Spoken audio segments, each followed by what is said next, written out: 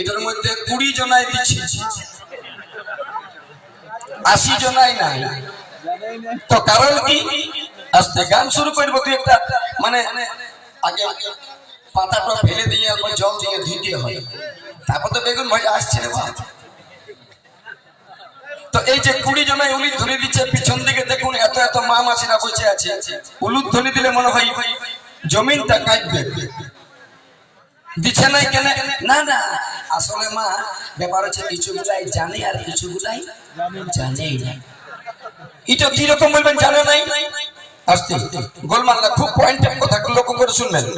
একটা ঘরে আপনাদের এলাকায় যেমন দেহাত এলাকা, এখানে একটা বউ এসেছে নতুন, লেখাপড়া বিটি ছেলে।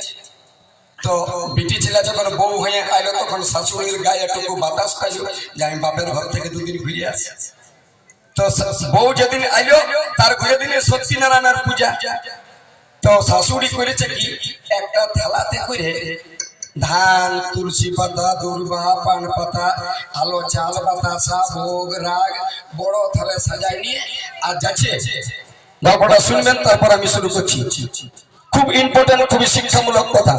বললো বৌমা ঠাকুর আসবে কাল সকালে সত্যিনারায়ণ পূজাটা করে দিবে। বললো ঠিক আছে। তো তারপরে ঠাকুর যখন চলে আইলো, আসে হাঁকাচ্ছে কই গো নিমায়ের মা।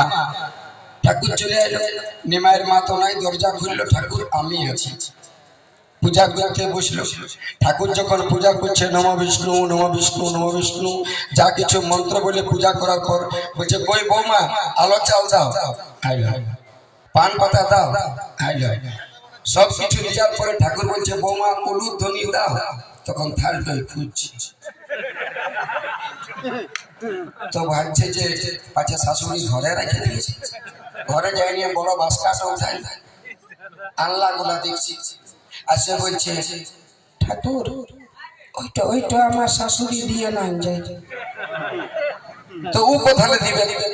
এইটা শাশুড়ি দিবার লয়। যেসব মায়েরা এসেছেন উলুদ ধ্বনি আর হরিধ্বনি